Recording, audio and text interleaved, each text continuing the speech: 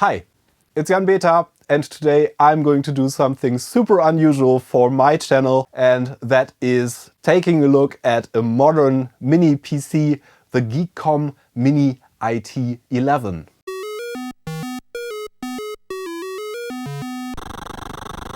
And full disclosure, this video is actually heavily sponsored by GEEKOM. They sent me the review unit of the GEEKOM Mini IT11 that we're going to take a look at, and they are also sponsoring this video. They are not paying me for a positive review of this unit. I can do whatever I want, but they paid me to make a review in the first place. I very rarely do sponsored content like this, but I couldn't resist this one because it's a super capable little PC that I wouldn't be able to afford otherwise. So this is a way for me to get this PC, and maybe it's a way for you to learn about how to turn a mini PC like this into the ultimate retro emulation station with also some modern gaming capabilities for your living room. Hope this is going to be interesting. Let's dive in. And here it is. The GEEKOM comes in a little cardboard box, and then there's the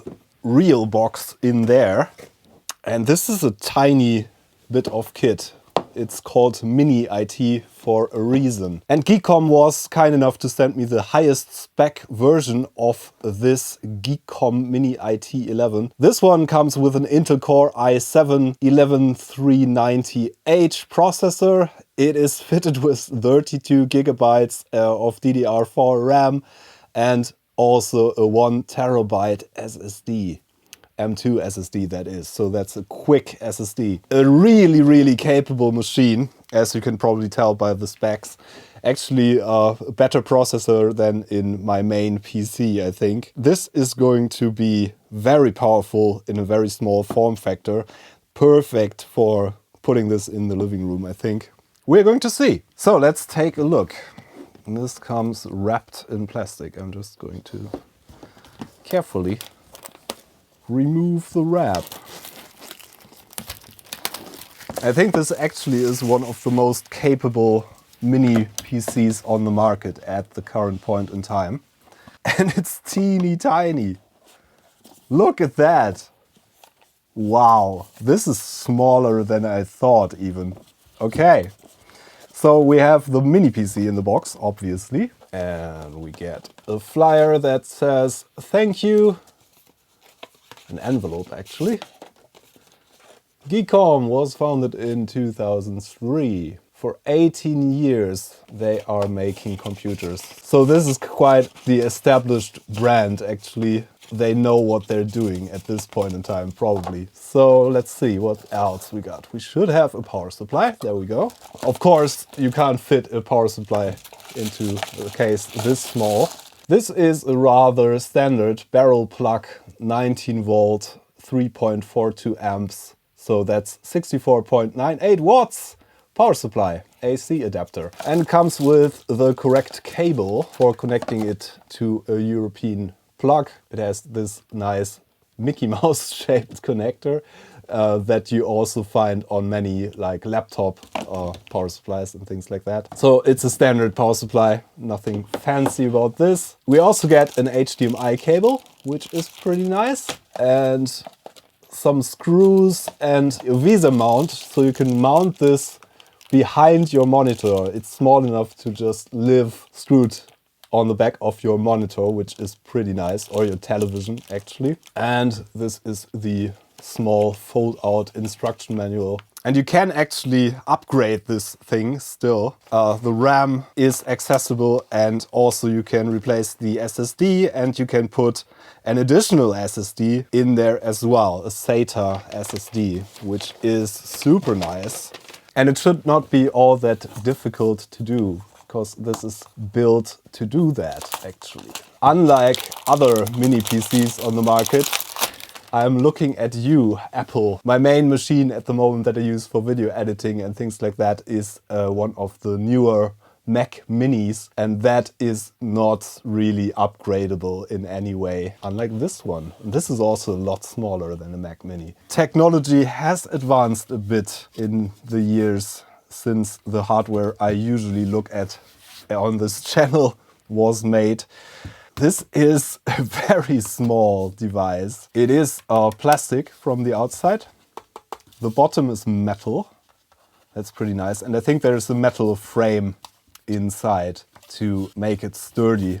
Doesn't feel cheap at all. It feels really rigid. And we have a whole bunch of connectors on this, which is super nice. So we have USB-C or USB 4 on this side, and we have a USB 3.2 connector. We have an audio connector for speakers or headphones. Nice little clicky power button. We have a Kensington lock connector, so you can lock this down, which makes sense because this is very portable and stealable.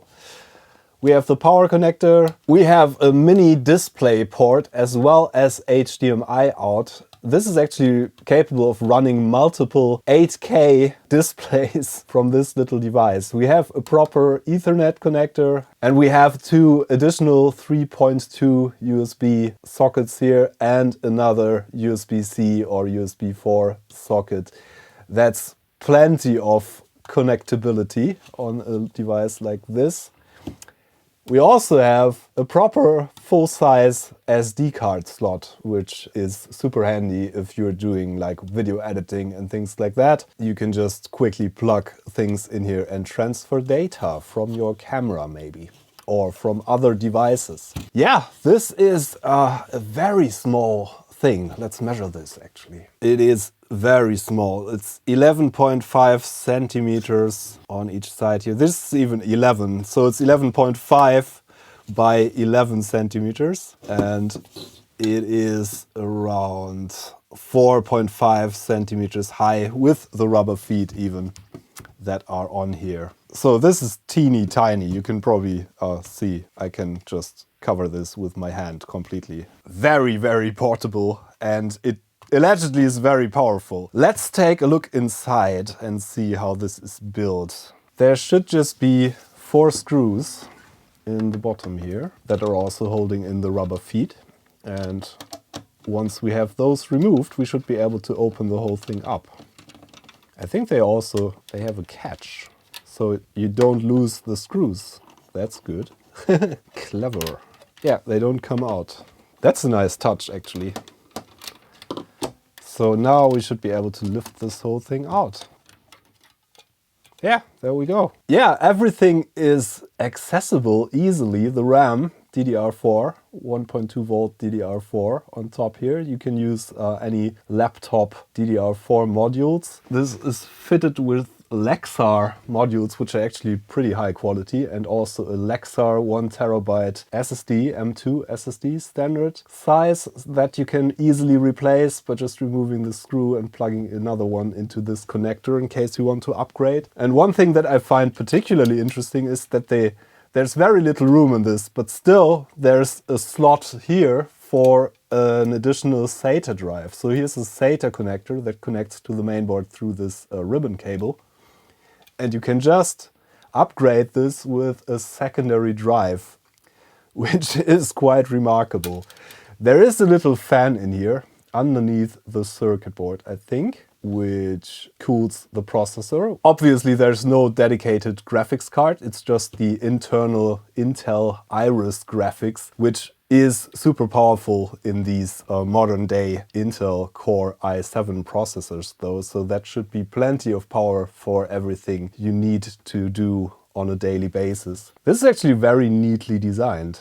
Not sure about the thermal capabilities of this. Probably it's going to run a bit hot at some point if you push this a bit, but the modern Intel processors are throttling, and it should still be usable quite well. So let's close this up again and see if it actually works. I hope so, because I have plans for this, as we're going to see. Overall, it feels very well built, and it has all the right connectors in the correct spots. everything you need, I think. Pretty chuffed with this. Let's see if it boots up. I'm just going to connect this to my lab monitor here, which is just a full HD monitor. This obviously is capable of running multiple 8K displays. I don't even own an 8K display, so I'm just going with full HD for now. For testing purposes, I'm just hooking this up to this monitor for now with the HDMI cable that was in the box. And we need to connect the power supply, obviously. So this connects here. It's very obvious where things connect. Now we should be all set. Just need to connect a keyboard and a mouse to this, I think, and then we can try. I'm just using this wireless Logitech touchpad keyboard combination, which works rather okay. And I'm just plugging the little dongle for that into one of the USB ports on the back of the device. This should now act as a regular USB keyboard and a USB mouse through this little dongle. And in theory, this whole thing should now boot up. Yeah. And you can hear the little fan spinning up.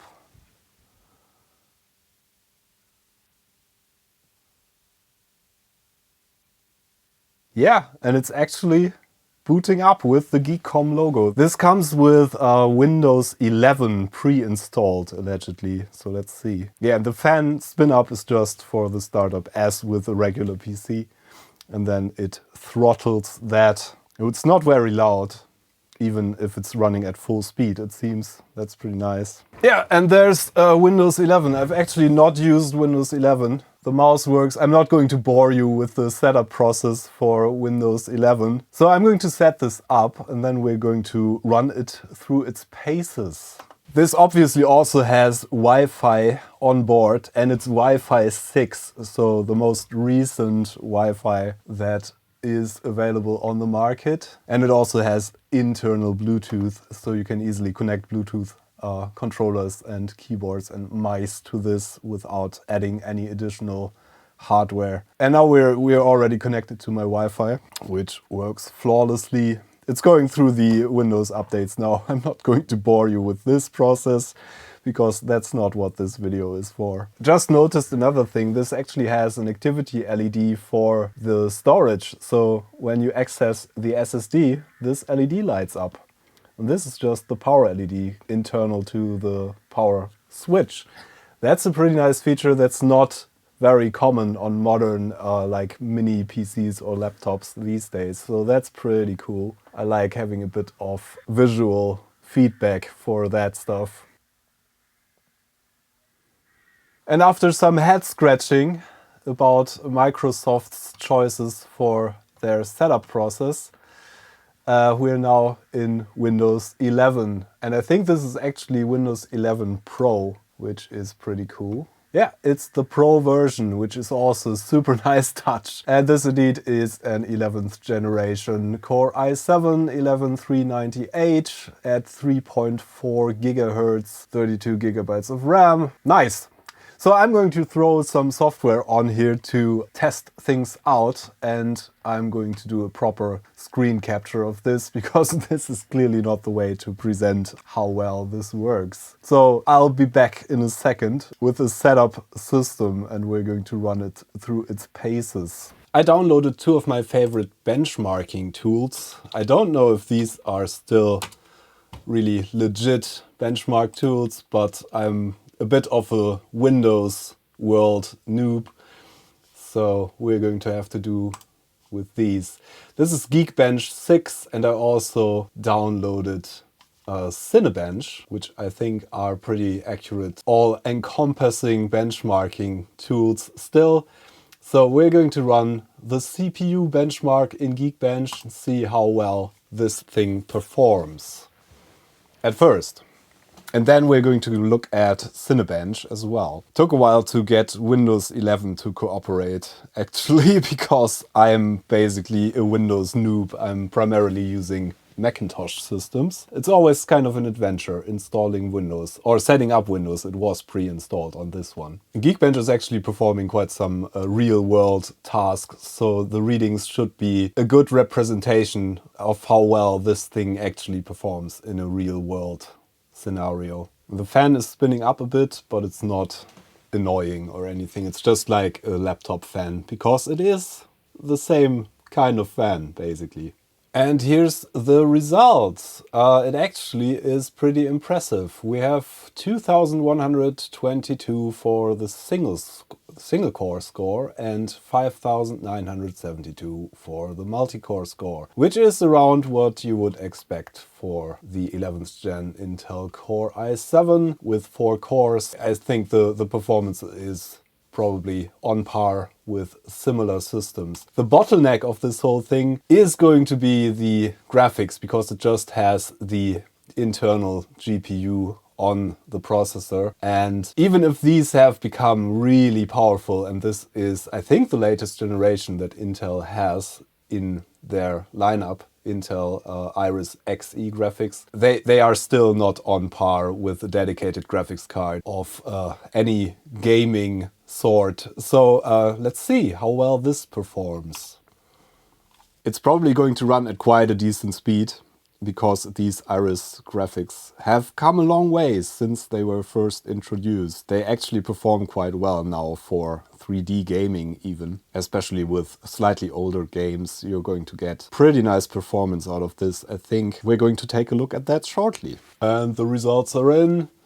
11,441 for the OpenCL score. That is not bad, I would say. So yeah, mighty impressive on this benchmark. Let's try Cinebench for a change, which I think doesn't have 3D graphics or anything like that tests, but it runs pretty conclusive CPU tests, and it also has this table of systems to compare it against, which makes this a bit more conclusive if you, like me, don't have much of a clue about how well these systems usually perform. So let's see what this does.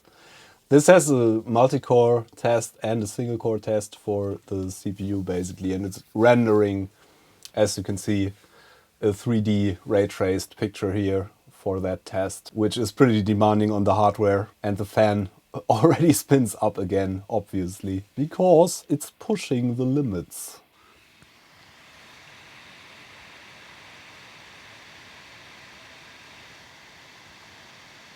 Not very annoying at all. It's pretty silent. This takes a while, but we're nearly there. Let's see. So there we are. Yeah, this ranks actually higher than another 11th generation i7, which is kind of what was to be expected. So we're also going to run the single core test, obviously. It should be pretty powerful on a single core. It's 3.42 gigahertz after all, clock speed. And the picture is going to be built even slower with this test, because it only uses a single core, as the name suggests. So I'm going to speed this up. I'm not going to bore you with real-time ray tracing on this video. I installed some software, some games and things like that on this, but this is basically stock Windows 11 without any shenanigans going on.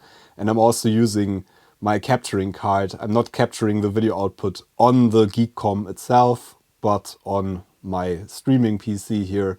So we have the actual HDMI output captured and not running any video capture software in the background, which would probably limit the performance a bit. And you could obviously install Linux on here. All the peripheral components are Intel, so they should be perfectly usable with any operating system you want to install on this, or standard stuff. So nothing too fancy going on here, driver-wise. And even Windows has all the drivers right out of the box. Amazing. I'm not used to that. And we're nearly there. I'm just going to run a single pass for each of these tests, because it basically takes a long time to pass these. And the performance is going to be pretty much the same. If it was to go into thermal throttling, it would have done that. The fan is spinning at full speed the whole time now. And I don't think we have any major throttling going on here. Yeah, that performs better than this i7 again. That's also a performance that was to be expected, because the single cores run at 3.42 gigahertz, which is pretty darn fast. Okay, nice. So the performance of this regarding benchmarks is what I would expect from a machine like this. And as for the thermals, just quickly check here. This is running Cinebench for a while now, and it's roughly at 25 degrees Celsius for the top of the machine. That's nothing to worry about. And we have roughly 32 degrees Celsius or thereabouts for the power supply. So yeah, this runs pretty cool. That's good. So far, the Mini IT11 performed incredibly well for its size. But the main purpose I wanted this thing for is to actually use it as a kind of a gaming and media station for my living room. So let's see how it performs in real life. In order to get this to be the perfect living room PC with some retro emulation, I am going to install EmulationStation and Retroarch on here, and I'm just going to quickly show you the setup process. I'm just going to download EmulationStation, and I'm going to link everything in the video description. There's the desktop edition of EmulationStation, and we have a portable version of that. I prefer that actually. So we're going to download this. It's not an installer version. You can just put it anywhere you like on your system. I think I just want to go with the documents folder. Just going to unzip that there. And we now have our EmulationStation folder here. It doesn't come with any pre-installed emulators. We need to download Retroarch actually. And for Retroarch there's also a portable version and an installer version. The installer version is the default you download here. I'm going to go with download 64-bit, which is the portable version here. Going to download that. You need 7-zip installed because this is a 7-zip compressed file. I already did that when I did my initial setup of Windows 11. And as I said, probably, you don't have to use Windows 11. You can just use any Linux distribution or anything you like on this system. All the hardware is pretty much standard and all the drivers should work right out of the box. Everything is Intel chipset basically. So this just goes into the emulators folder in the EmulationStation directory. So we just can put this here into emulators. And the thing is, we have to install the emulators in Retroarch as well. So we're going to have to start up Retroarch. There should be an executable somewhere there. And this already is a nice front end, but I like EmulationStation better. EmulationStation is also used for the RetroPie stuff and things like that. So that's something I'm very used to, and that is very controllable with a controller. And you can already, you can control this with a controller as well. I'm using my Bluetooth controller now that I paired. Should work with all standard controllers. And we have here load cores, I think it is in English. I'm sorry, this is all in German. But you can download lots of cores, and EmulationStation is actually set up to use a set of cores. I'm just going to download some of these just by clicking on them to have something to show you basically. And yeah, there's a lot here in this list, including DOSBox and things like that. All your retro gaming needs are covered here basically. This is a very quick process. You could as well just install all of them, I think. I just installed some stuff I wanted to show you, and we're also going to install some ROMs, obviously. Those go into the ROMs folder, and I've already prepared a little USB stick with some of my favorite stuff on there, which I'm just going to copy across there, I think. And you have subfolders for all these emulators. We're just going to copy these and put them in the ROMs folder. And now we should already be able to start our EmulationStation. I'm just going to make a desktop connection. And this is super easy to use and super nice. And we have our ROMs here, ordered by the systems we have installed. Sorry, this came from a Mac, so it has all these useless stuff on there. But this should completely and utterly work. And the controller is recognized right away. We have to do some more setting up in our emulators maybe. But as you can see, yeah, this just works. And it should be plenty powerful enough to run higher spec consoles and stuff like that as well. Not going to go into great detail here. The basic setup I've shown you for this. And as you've seen, the list of cores you can get for this is endless, basically. It's great fun to play with this on a powerful PC, actually, like this.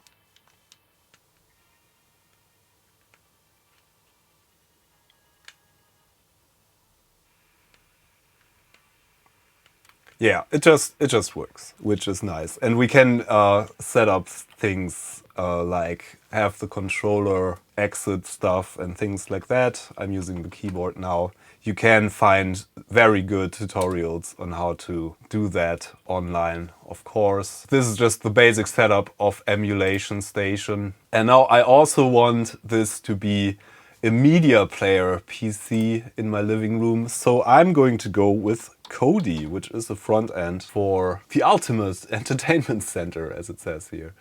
So we can just download Kodi. That's really easy to install. We have a Windows installation. We're going to go with the installer stuff here. And that is also completely controllable with the gamepad and has many, many plugins you can use to set it up to your liking.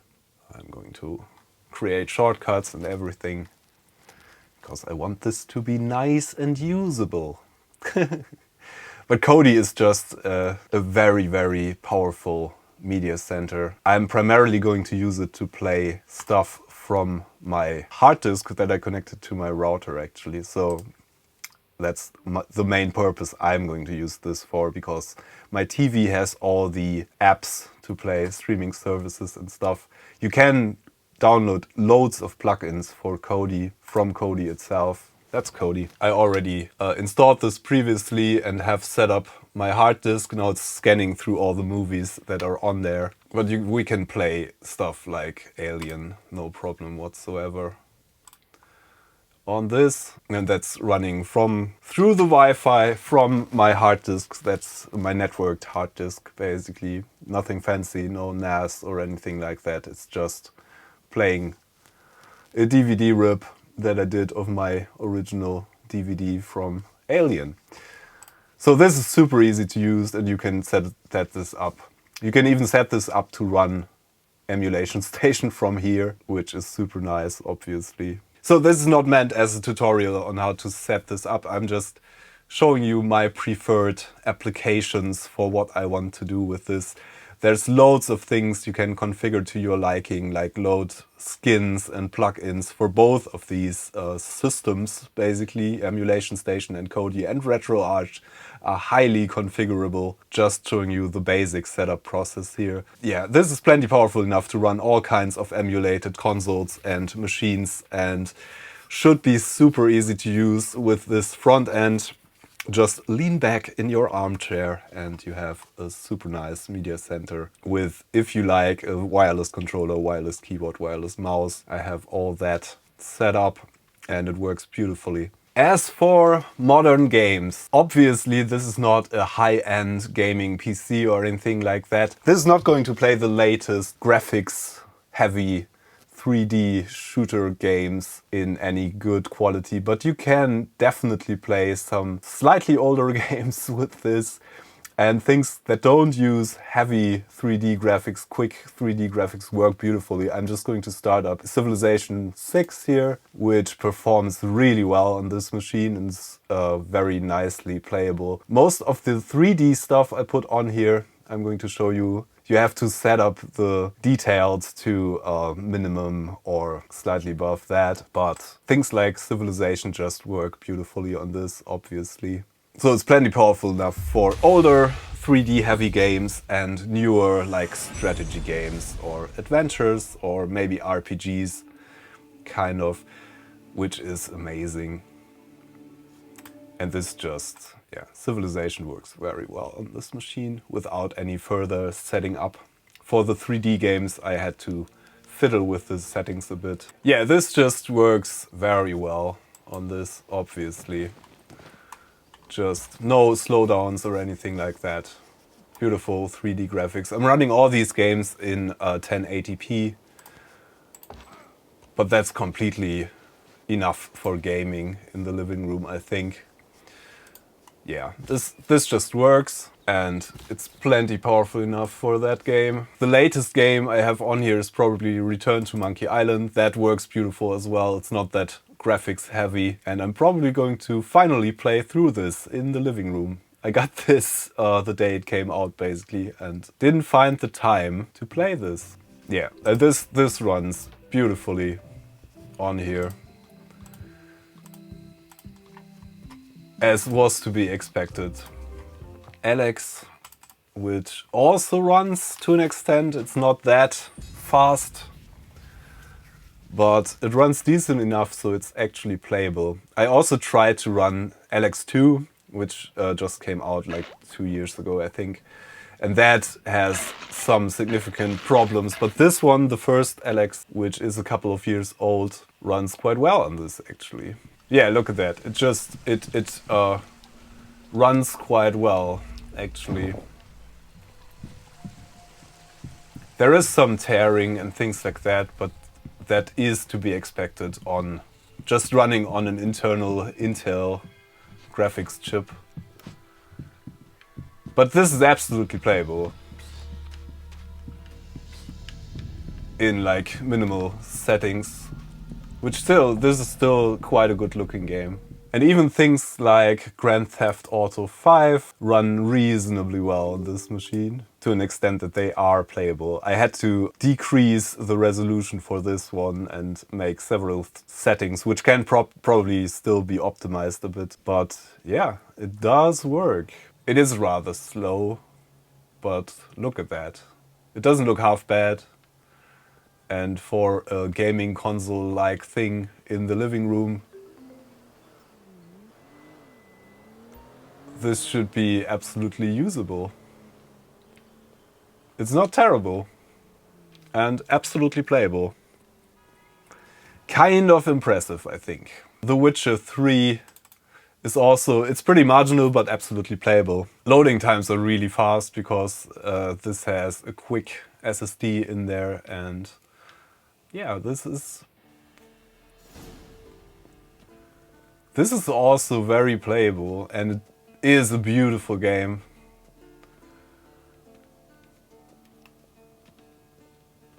And it works pretty well, as you can see. It has some slowdowns here and there, and my controller is not configured correctly, so I'm turning too quickly. But this works impressively well for a machine like this. And it's a rather recent game, so yeah, beautiful. And obviously for slightly older games, ever so slightly older games, they are going to fly on this. I have Dragon Age Inquisition here.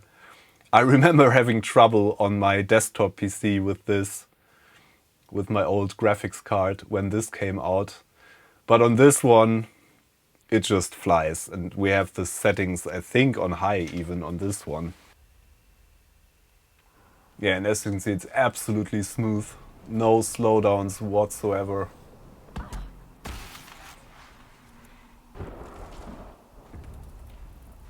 Works really, really well. Sie sagten, ihr wärt aus einem Riss gekommen und dann ohnmächtig geworden. Sie sagten, hinter euch im Riss sei eine Frau gewesen. Also things like Mass Effect 2 is what I have on here. They're just flying. The older games all work really, really smoothly. Yeah, so this just runs absolutely smooth. No problems whatsoever with this one. No real slowdowns. Get a bit of stutters sometimes when it loads, but this absolutely works really well. As you can see, super smooth graphics, no problem whatsoever. Yeah, so I think that gives you kind of an idea of how powerful this thing is for the living room use case. Obviously, it's powerful enough to run all kinds of office applications. You can do video editing fine on this one because it has plenty of headroom. The processor is pretty powerful. It has loads of RAM, quick storage, and audio editing is also going to be very fast and responsive on this one. Yeah, it's an all-around very small form factor PC that you can use for everyday tasks as well as for everything else, basically. An impressive little machine, very well made and plenty powerful for everyday use as well as some power use like gaming. Yeah, that pretty much concludes my review of the little GEEKOM Mini IT11. I'm pretty pleased with this device. It's actually very useful for me. It's not that expensive. You are going to find a link to buy this in the video description. Yeah, I think that's all I want to say about this device at this point. It's a really nice, sleek design, works really well. It's going to be very useful for me as a media center PC with Kodi and as a retro emulation station with EmulationStation and Retroarch. And I'm really looking forward to using this as a kind of a gaming console streaming box device in my living room. Hope you enjoyed this video. Thank you very much for your support on Patreon and on the channel memberships page and also on Ko-fi. The links to that are in the description. And as I said, I usually don't do these kinds of sponsored videos a lot, but I couldn't resist this offer. So hope to see you again on this channel sometime for some retro computing video with actual retro computers. Thanks for watching. I'm Jan Beta. See you next time. Bye.